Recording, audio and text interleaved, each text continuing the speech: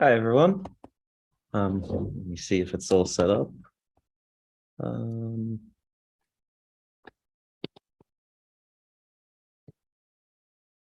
right, let's get started. I'm Max. I am a AR developer, and I did one talk before this one about cloning the body mesh, and now I'm doing a talk about creating these swirling particles here. I first want to say that this talk is sponsored by Snap, and which is really cool of them to do. And if you have any questions, just ask them in the chat and I'll answer them live. I'll just while I'm going over these steps, because it can get a bit complex. I'll just, while I'm working on it, you can just ask your questions and then I'll answer them and take a moment for them. And it will also be recorded and posted on YouTube later, so you can rewatch this workshop later if you want to. Wonder how many people there are. Can you say hi in the chat if you're here?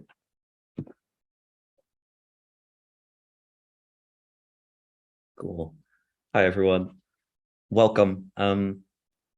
So yeah, quick introduction to the effect we're going to be creating, because this is going to be a VFX editor heavy talk. This is going to be mostly about the particle editor and even a little bit about the new code node, which is super interesting, the OpenGL implementation in Land Studio, which is super new and also a bit new for me. But I'm just going to do an introduction into how to use it, and yeah, so you can get started with that as well.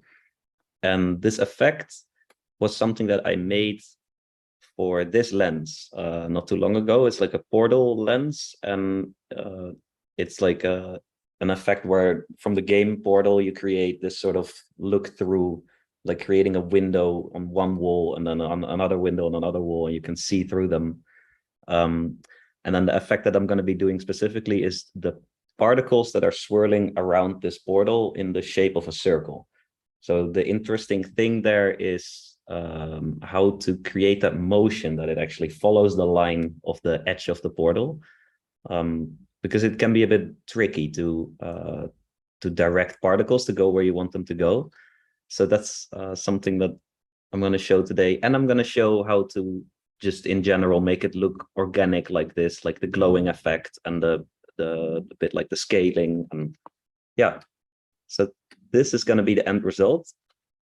But I think I'm just going to start off with a whole new fresh project, so you can see from scratch how to create this effect. So I'm not even going to save it. And again, if you have any questions, just throw them in the chat and I'll see them. And yeah, that would be better than going too fast. If I go too fast or anything, let me know. So first thing I'm going to do in a new empty project, I'm in this interactive preview mode, so I can just walk around this room, and that's really handy with particles always, because then you can kind of like see them from all sides, and that really helps. Somebody asked, is it recorded and available for later? Yes, it will be. You can rewatch this later on YouTube if you need to. Yeah, that's super useful, because it might be a bit much maybe to do the whole effect in 1 hour. So if you're following along, that would be cool. But also if you want to do it later, that also helps. Let's see. Then in this new project, first things first, I'm going to just add a tracking component to the camera, so that the camera is tracked and it actually moves in 3D. And then the first thing I'm going to do is show really quickly how to set up a glow in your project, because there is in the asset library, there's 2 options for glowing. If you search for a glow asset, you get this one, the cinematic glow by GoSpooky, which I made at GoSpooky, and then you have the bloom post effect by Snap. And they're both different approaches to glowing. But the thing with glowing is that it is a screen space effect rendered on top of your whole, like after the whole scene is rendered, the glow is done on top of the screen. So that means that this glowing is not done inside each of the particles. That's like a sort of a way of thinking about it. So that's why you need to install one of these glow assets, or make your own or something, but like have a sort of glowing thing set up in your project before you get started, if you want particles to glow like that. I'm going to be using this one, the cinematic glow by GoSpooky, which is like that's the one that I set up, and I understand this one really well, but you can also use the bloom effect.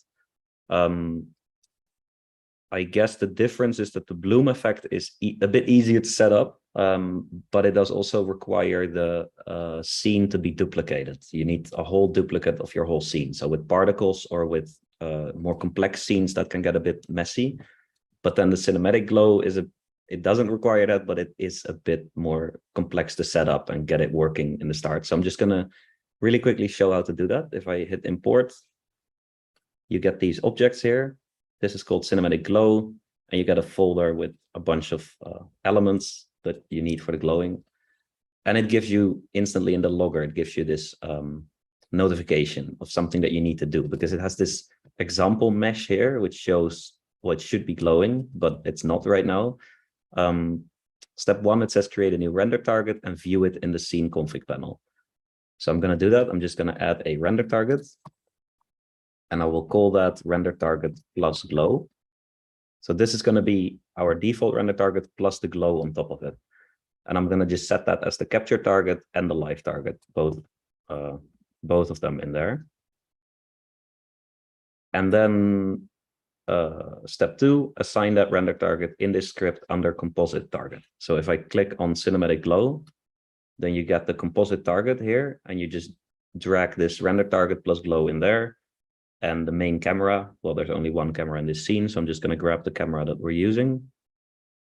And now you can see that this object, this example object, is actually glowing. And that's kind of all we have to know for now. I can just delete the example object, but it's there's now something set up in this project. I'm going to just delete this weird shape, and then this project now has a glow setup, like built in. So now you can, with any object, you can now just make it glow. So that's really useful. And let's make a visual effects element. So I'm just going to add a scene object, call it particles. And then in the resources, I'm going to add an empty VFX asset. And I'll call that one particles as well. And then in the particle scene object, you can just drag this particles element, and you can instantly see that it's doing that grid thing that particles always do when you have an empty particle asset. It just does this grid in a square, because it doesn't even know where to place them, because I didn't even give the particles position information or color or anything. So then all it does is just make planes in this grid shape. And well, let's first change the parameters a little bit, because we want a lot of particles. So I'm just going to set this to, like, I don't know, 3000 or something per second in the spawn rate. And I want the particle life to be really short. I think I'm going to make it like half a second or something. That's probably the best length for these particles to feel like they're going to be spawned, but they're also going to disappear really quickly after that. Then I think to start off, we're just going to start off with spawning these particles on a circle, which is also already, it is a bit the most complex part. So I'm going to start with the most difficult thing of this tutorial, but that's going to involve the code node. I don't know if you are a bit experienced with programming, maybe not specifically with GLSL, but in general, just any sort of programming that would really help. But I'm going to keep it like super lightweight, so it's not going to be super complex. But yeah, this is like a really cool little trick with the code node, and it shows a lot of different aspects of it that are really useful also for other effects. So I'm just going to make a custom code node, and then you get this node, and it has just these few lines of text here. Some inputs, input vector 4, value 1 and value 2, and an output vector 4, which is called the result. And you can see them here. When it's evaluated, you can actually see that it gets its own input and output. And you can make as many of them as you want, which is really cool. So you can export any sort of data from this node just by typing the name here. And then in this void function, main, that's where it's evaluated. So that's where the result becomes value 1 times value 2. So now it's just multiplying these two together and outputting that as the result. What we want to do is get the positions on a circle for a random point on a circle so that each particle gets its own random circle position. And we're going to use that data in the attribute position. So I'm going to add an attribute node here, modify attribute, set it to position. And then in the custom code node, I'm going to just rename it a bit to make it more logical. The output vector 4 is going to be a vector 3 because position is XYZ. And then I'm going to call it position. And then position equals, well, let's just do a vector 3 right now with 0, 0, 0.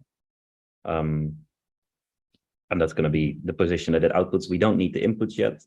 So I'm just gonna, if you do command enter, it evaluates, which is the same as this button apply changes. So I'm just gonna do command enter. And now this custom code node outputs 0, 0, 0. So we just drag that into the position. And you can see that it's generating particles here only at position 0, not the grid anymore. It's just like only doing it there. So I think you can already see how this is a super useful tool to have, because now you can basically program in GeoSL, which is a nice language to work in. It's like a very very high level language and used a lot with shaders, like on ShaderToy, the website. You can it's all GeoSL, so you can practically copy paste that code and use it in this node, which is really interesting. So let's try to find the X and Y position of a random point on a circle, and that's a bit mathematics. This is, I wish I paid more attention in high school when I was trying this out, but I now figured it out, so that's nice. I'm going to make a little illustration here of a circle so that you can see why I'm doing certain things. If you have this circle here and you have a random point on it, let's call it 0 to 1. So 0 is the start of the circle. Oops. Let's see. 0 would be the start of the circle. This will be 0, a quarter. This will be a half. This will be 3/4, and then the end is 1 or 0. So first, if you have a random number 0 to 1, and that would be any point on this circle, how do you then change that into a coordinate, which looks like in a coordinate system, you would have the X and the Y axis, and you would have a position, for example, here. How do we get that X and Y position from, well, what's this value? That's 0. That's a quarter. So this is 1/4. It's going to be there. How do you make that into an X and a Y coordinate? That is actually, luckily, a very simple thing. You get the cosine or you get the sine. The cosine is for the X and the sine is for the Y. So that's basically how you get the X and Y coordinate from this 1/4. And you just put them behind here, cosine of X, cosine of X. X is this number. So I'm just going to write that out in code so you can see what that looks like. Let's see.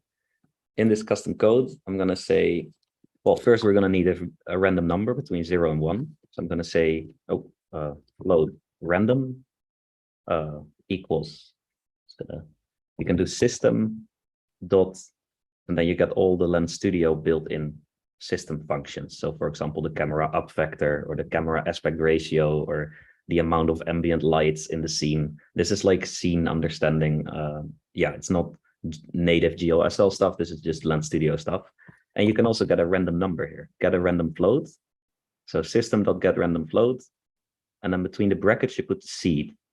So a random number is never truly random in a computer. It always needs a seed, and the seed is going to be the starting position for the random number. So paradoxically, if you generate a random number with the same seed twice, then you get the same random number. It's both going to be the same end result, which is a bit confusing, but that's just to make sure that you also have control over which particle, for example, get which number. So now that we do this position per particle, it means that the seed can be the particle seed. So we can just grab system dot, let's type seed, and then you get particle seed. So now we have a random number, a random float that's between 0 and 1 based on the particle seed, which is a number that each particle is assigned when it is spawned. Then this cosine and sine thing that works on a range of 2 pi, 0 to 2 pi. That's like the radius of a circle is how to think of it. So if we say float x, this is going to be x position, then we can just do cosine of random number times 2 times system dot pi. Oops. There we go. And then you hit enter, and now we have the x position. Then we do the same thing for the y position, except this is sine. Sine of random number that we made times 2 times system.pi. I'm doing 2.0 and not 2 because just the number 2 is an integer number. 2.0 is a float number, and that's something you have to actually specify in GLSL. That's important. Otherwise, it doesn't know, because random is a float number that's between 0 and 1. It has like decimal points, decimal places, but then just the number 2 doesn't, and then it doesn't know how to deal with that. So you always write 2.0 just to specify, to make sure that it understands that it's a float number. So now we have an x and a y position. And then we can already, in the position output, we can just say vector 3, not of 0, 0, 0, but of x, y, 0. And then if I do command enter, you can see something is going on. This is what we want, except the radius is really tiny. So I'm going to make an input here called input float called radius. And then the x and y, we can just multiply that with the radius, or we just do that in the position, for example. So we just do x times radius, y times radius. And now it's just going to expand that circle outward. And then if we, in the radius, for example, say 40, you can see that it's creating this ring. So there is now 3,000 particles being spawned on random positions on a circle, which is really cool. This is like already really nice to have. And it's only a tiny bit of code to do this. And then you have like particles on a circle. Let's see if there are any questions so far. Hey, Dave, nice that you're here. Any questions so far, let me know.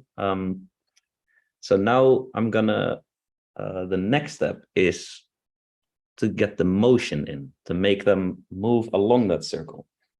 And how do you make particles move along a circle? I'm gonna go back to my sketch here. You need the vector, the velocity vector. So like basically the arrow where it's gonna be moving to in the next frame. And that's gonna be, that's an interesting one. But luckily it's actually really simple. If you visualize it, if you put like the, so for example, this is our point on the circle. At this point, it needs to go in this direction if we want it to go clockwise. And then at this point, it needs to go into this direction. And to get that arrow from one point on a circle, you can also just add half a pi to it, place it, let's see, just add half a pi to it, which is a quarter of the circle. And then you go to this point. And here, the vector to get to that point is already the same as the vector that it needs to move. So we just basically do the same thing again, except we add half a pi to it. And that makes this point, for example, move that way, because half a pi later, which is this point again, I'm going to remove them all. Half a pi later from this point to this point, this is half a pi. Here, its position is this vector. So its position becomes the motion vector of half a pi before. They're the same arrow in that sense. So I'm just going to type this out. Maybe that's more clear to explain it. I'm just going to say, let's output another float, a float value, and that I'm going to call the initial direction. So that will be the direction that the particle is going when it is first created. So that should be that outward arrow. For example, for this one, initial direction would be this direction, because it follows at that frame, it follows the motion of the circle. So initial direction, we're going to set that to be initial direction equals, just going to peek my notes here. The initial direction is going to be this string, random number times 2 times pi.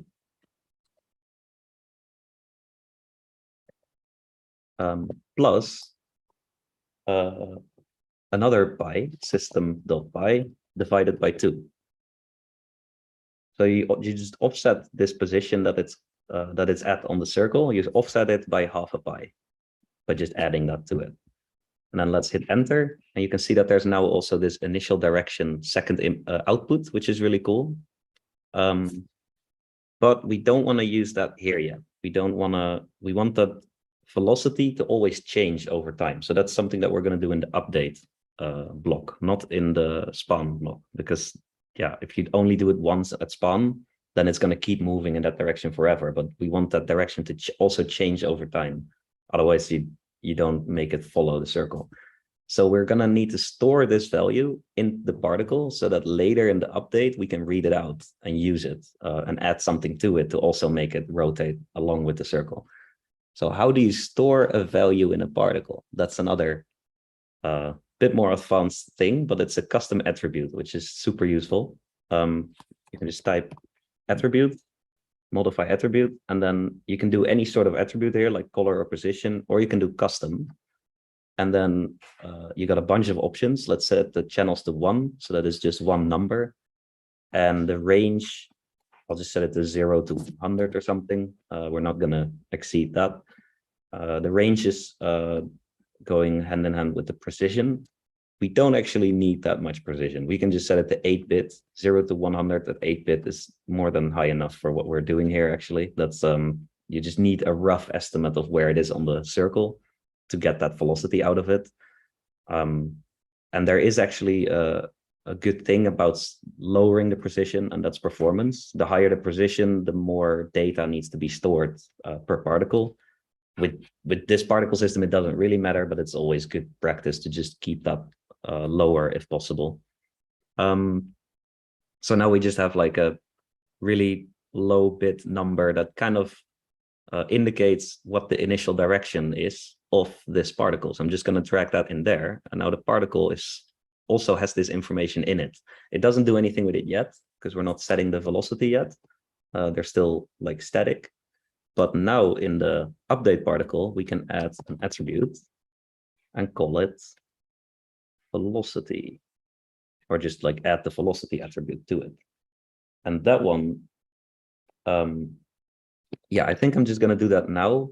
And then we've done all the more abstract stuff. This is like all very, not very visually interesting. So I'm just going to do this one last thing, which is giving it that motion. And then from there, we can make it look prettier and yeah, go for the visual things again. So this velocity is going to be this initial direction, again, changed to a circle position, like we're doing here with the sine and the cosine. But this time I'm not going to do that with a code node. I'm just going to do that with normal nodes so that you also see a different way of achieving the same result. So that I thought that might be interesting because I can just show you this custom attribute. You can just read it out by grabbing a get attribute node and setting it to custom. And then, well, let's give it a name. That's nicer. We can just name it initial direction. And then here it already renamed it. It says initial direction now. So this is our custom attribute. And this will be the 0 to 2 pi position on the circle. And we can convert that again to a position, to an actual XY coordinate. So I'm just going to grab a cosine for the X. And I'm going to grab a sine node for the Y.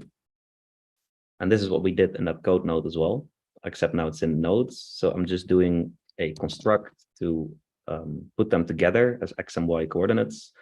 And I'm going to remove the last input of this construct node because it's only X, Y, and Z value. And let's maybe add a multiply here so that we can determine the strength. Just one value. Now it's at 1, I'm going to set it to 10 or something, and then you can just drag that into the velocity. And you can see that it's already doing something, like it's moving. And if I turn up that velocity, if I do it like 50, you see this really cool effect, which is also very interesting, but it's not following the circle. It's using the initial velocity that it gets, which is only along the circle, and it's using that to just move it in that direction forever. We kind of want to offset it over time. So over time, its position on the circle should change. So that's the initial direction. We can just add a value to that. And the value that I'm going to add is the age of the particle. So I grab another attribute and I say age. So this is the age of the particle in seconds. And when you add that to this initial direction, and we got to multiply it by some value because this is going too fast. But now, as it gets older, as it ages over time, the particle is also shifting its position on that circle that it uses for the velocity where it should go. It's getting a bit complex now, but this is it's like moving over that circle as it gets older. So then it also rotates its arrow to where it has to move over time, and that's exactly what we want. So I'm going to just multiply this by some number for now. There is an exact way to calculate what it should be, but I'll for now just like say, if you do 5, you can see that it's going way too fast. If you do 2, you can kind of get a feeling of what this is doing. It's like the steepness of the curve that it's doing. If you do 1, it's going outward. So it's somewhere between 1 and 2, because 2 is already inward. So if I do 1.5, maybe 1.3, I can make them live a bit longer to see the result. If I just set this to 5 seconds, their lifetime, then you can really see what it's doing over time. And this is already looking kind of good. Maybe I can make it a bit tighter. So the real way to calculate this is grabbing the radius and the speed that you're going at, which is 50. We multiplied it by 50. So I'm just going to make 2 float values for that. One I'm going to call the radius. One I'm going to call the speed. And then in the radius, I'll set it to 40, which we had in this custom code node here. So the radius was 40 and the speed was 50. And then if you divide the speed by the radius, and of course, we're going to use these values also in these inputs because they're the same numbers.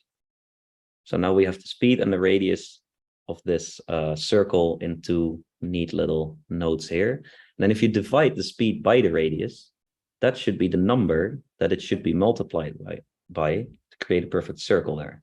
And you can see that it's actually quite, I mean, I was expecting it to be a bit more tight in there. I'm going to maybe increase the radius a bit to see how that works. It's a really cool effect, but over time you can see that it gets closer to that edge. So, and you can of course change the speed also. If we set that to 100, it needs to reset a little bit. The old particles are a bit confused and then the new ones will be fine. So now they're all like moving along with this effect. And then I'm just going to try one thing. Let's see. If I lower the value of that initial direction. Yeah, so I made it 8-bit. And then I set the range maximum and minimum in the custom attribute to 100. And that was a bit too high. That was, you can see that now that I've lowered it to 40, it is more precise, the positions of the particles, because it feels still a little bit scattered. I can even lower it to 20 or something. And then you get a more and more precise, like fine line of a circle where the particles are more precisely on the circle. If I just set it to 16-bit, which is higher bit depth, then it should be a lot more precise. Yeah, so now you can really see the particles being on this one ring and moving around the ring, which is a really interesting effect. But now let's go make it look a bit nicer, because this looks very static and it's just white planes moving around. Of course, we want it to be more organic and a bit like fiery and stuff. Let's see if there's anything I forgot in the meantime. No. All right. Are there any questions so far? Because I'm going maybe a bit fast. But yeah, if there's anything about this part, it's not that many nodes so far. And this whole effect is not going to be a lot of nodes, but it does, of course, have this custom code node, which adds some complexity. And it has these, this sine and cosine thingy going on. I can imagine if this is maybe a bit like just watching this for the first time, maybe a bit much information. Can you please show the VFX nodes in full screen so we can make a screenshot? Yes, absolutely. So right now, but I will also be sharing the project files for this project. But this is the whole thing so far. If you're following along, you can kind of copy this information, and then the custom code node looks like this. Let's see. Let's see if I can fit it all in. The custom code node has, first that random number between 0 and 1, then the X and Y coordinates based on that random number, and then it's outputting that position, and it's outputting the position plus half a pi for the motion factor. So that's all that's happening here right now. And then I think it would now be nice to add the velocity stretch all the way at the end. That's always a nice effect if you're doing something with motion. You kind of want it to feel more like lines and not so much like you kind of want to have a sort of motion blur in it. And there's this really nice subgraph called align to velocity, and it will stretch the plane along its motion. So this is a bit much. You can set it to a bit less, like 0.1 or 0.05. And you can see that it's creating like these sort of cool dashes that are moving around. And you're really going to see this effect when it's like, when it's more random. Let's just introduce some randomness here. I'm going to multiply the speed and this h multiplier that we did with the speed divided by the radius becomes that h multiplier over here, which determines how far it goes outward or inwards. I'm going to multiply that with a random value, just a little bit of randomness, so that it isn't perfectly on one line. And we can do that with a particle random node. And then the value that it should be minimum or maximum, I'm going to make that like 0.8 and 1.2 or something. So then it's multiplying it on average by itself, but with a little bit of a range around it. And then you get a more spread out sort of circle. So this is already pretty interesting. It's like they're like at different speeds right now, the particles. I can check what happens if I just change one of them. Yeah, so this is the inward. The maximum value is the inward spiral, and the minimum value is the outward. So if we set that to 1, then they won't exceed the circle radius. But if we set it to 0.8, then they'll go a little bit beyond it. To just restart it, you can, because the particles are staying there for quite a long time. So when you change a value, then they get a bit messy for a little while, and then it solves itself after a few seconds. I'm now going to go back to making the particles only live for half a second. And I think, because then it feels more like a sort of sparks. And I think I can do a bit more particles, like 5,000. And we can make them, well, let's give them a random size. Let's in the size say, because right now the maximum is at 100, but their size is 1. We can just set the maximum at like 4 or something, so that it's bigger than they are now. And then in the update, we can use the set size fade in out. That's always nice. Then they fade in and out based on their lifespan. So their maximum size set by 2 by default in the subgraph. But what I always do is grab the particle settings and then the attribute size maximum. And then I just drag that into the size maximum here so that I don't have to do the size in 2 different places. I can now just set the size in this spawn box over here, and then it will read this and it will use it to determine the maximum size for the fading in and out effect. It's always nice to not have to use the same number twice somewhere. That kind of makes it more messy. So we can even randomize this. We can multiply it a bit by a particle random node.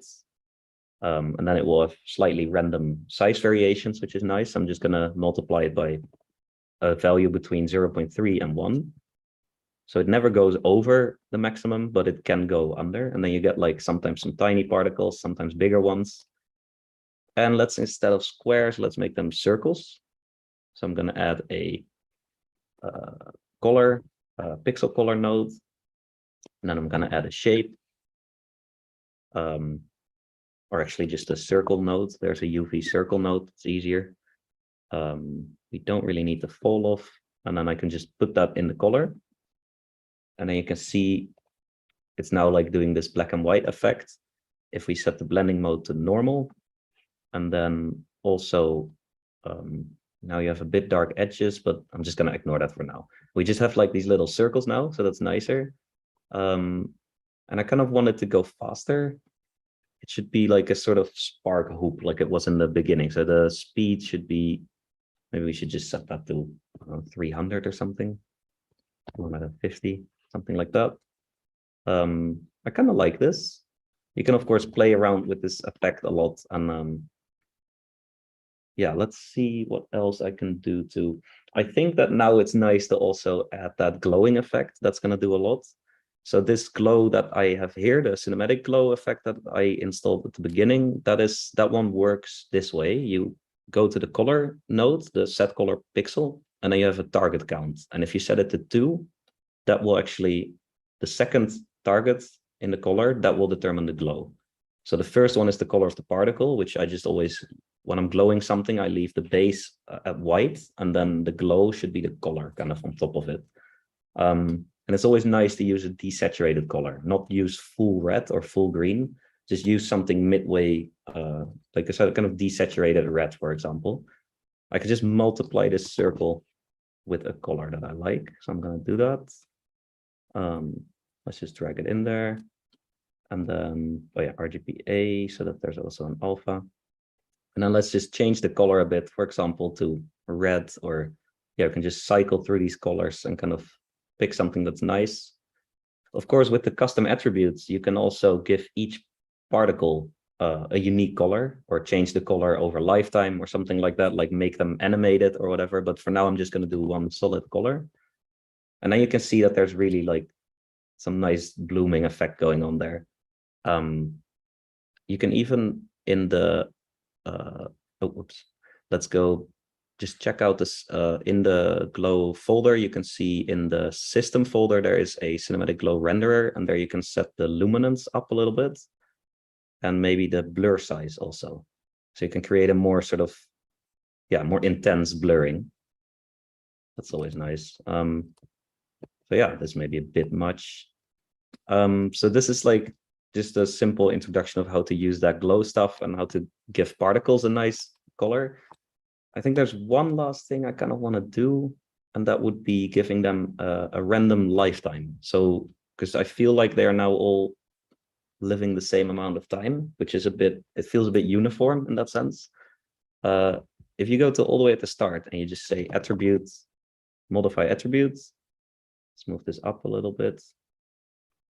And then you say life. And then we're going to do the same that we did with the size. We're just going to get the setting for the maximum lifetime. So in the spawn particle box, that's 0.5. We can make that a bit higher, like 0.8. And then I'm going to grab the maximum lifetime, and I'm going to multiply it by some random value. So I'm going to do particle random, and then anywhere between 0.2 to 1 time the maximum lifetime. So that's going to be a more random sort of lifetime for each particle. So I'm just going to drag that into the life of the life attribute. And then you can see that it feels a lot more, just more messy in a good way. Like that's like more, it's less uniform.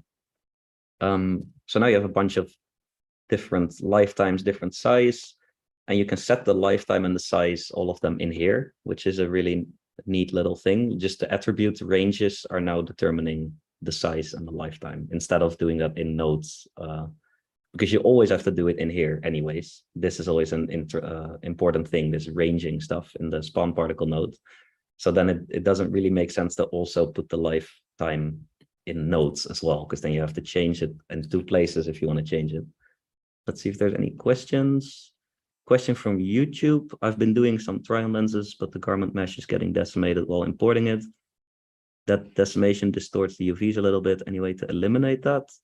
Let me think. Try-on lenses, but somebody asked, I've been doing some try-on lenses, but the garment mesh is getting decimated while importing it. that decimation distorts the UVs a little bit. Any way to eliminate that? Could it be? I think that might have to do with the Draco compression. That's a whole different thing, by the way. That doesn't really have to do with the particles, but that is an interesting. I think if the UVs or if something in the mesh is broken when you import it, that might have something to do. I've seen that happen with the Draco compression. The compression type here, when you have, for example, this box is like a mesh that I just made, make sure that you set it to Draco or like to uncompressed and check if that actually fixes it. That might have something to do with it, but I'm not sure. Yeah, would have to see the mesh for that, to be honest. Yeah, I'm just gonna check if there is anything here that I missed, that I didn't think about, but I think I showed everything right now. So there is yeah, there's a lot of stuff going on here. And I think that the most interesting part is this custom code node and its counterpart here with the cosine and sine node. You can really see like these two nodes help explain what's happening inside the custom code node, because they're doing the same thing, except one is doing it in nodes and the other is doing it in GLSL. But of course, GLSL has a lot of new options that nodes don't have. For example, you can do in GLSL, you can do for loops, which break when they are reaching a certain target, which is in a loop node, you can't break it at any point. You have to do the full loop. But in GLSL, you can actually break a loop at a certain step when you want to. And that makes it possible to, for example, do SDFs. And I'm sure you've seen the SDF renders of like meshes morphing together or weird sort of lighting tricks or like volumetric stuff. It's all the stuff that you see at Shader Toy and at other like shading websites. It's super interesting visuals, and you can't really do that with just native nodes. So it's really nice that GLSL is now implemented, because it does come with actual new features. And of course, it's really nice to have these multiple outputs. You can just do some maths or do some stuff here, and then you get two outputs out of the same calculation step. So that's super useful. There is also a custom code global node, which is interesting. I'm not going to really show how that works, but it just in general, it comes down to if you have global variables in your GLSL code somewhere in this stream, somewhere down the line, then the custom code global can actually read them. You would see them here in this list, and you can get these variables that you could, for example, like this random value here, this float random equals get random float. You could even make that a global value that you can then in another GLSL node read again, and it works upstream. So that's a super interesting, interesting sort of way of sharing information between separate nodes in your node graph. So that's I think these code nodes are definitely something to jump into if you're interested in shaders and VFX, because these don't only work in particle in VFX editor panel, but they also work on materials, on meshes. And they even work in these boxes. In the spawn box, you can also do a custom code node. And here you would actually get specific particle specific functions. For example, there's like this example, system.setParticle color. So you can actually change the color of a particle inside of a code node, which of course that comes with a lot of interesting applications. So I'm gonna I'll add some comments to this, and then I'll archive it, and you can just like download these project files and play around with it for yourself if you want. But do let me know if there's any questions right now. I still have some time to go over them if needed. If there's anything that you're wondering about, or if something went a bit too fast.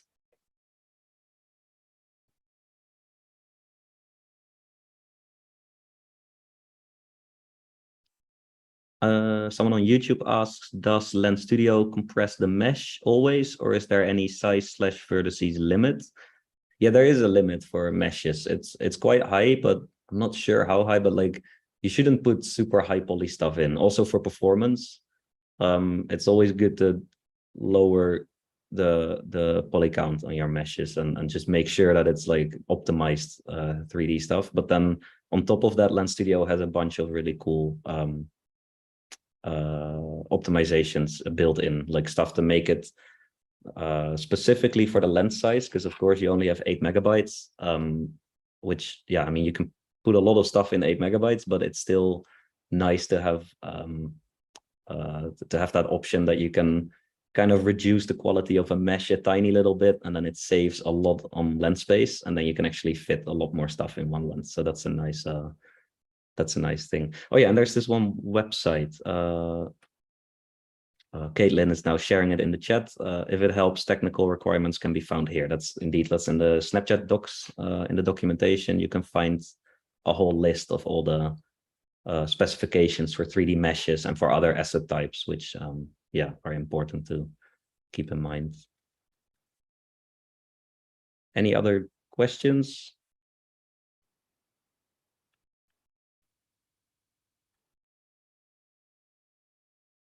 I think that was it then.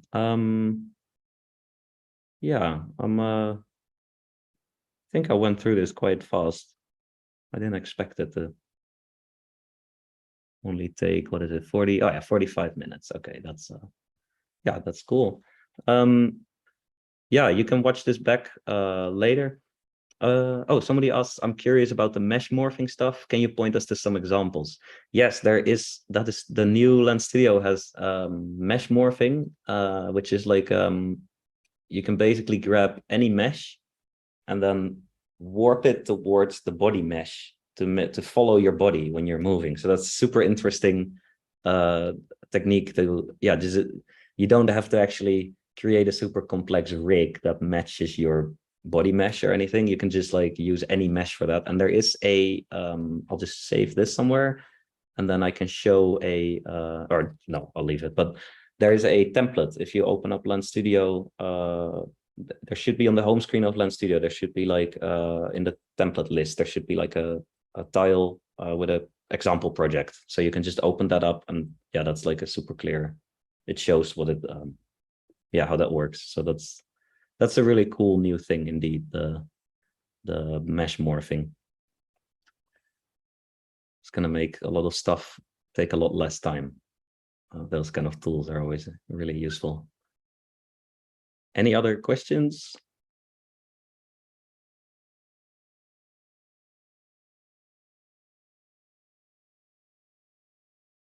I think if there's no more questions, that I'm just gonna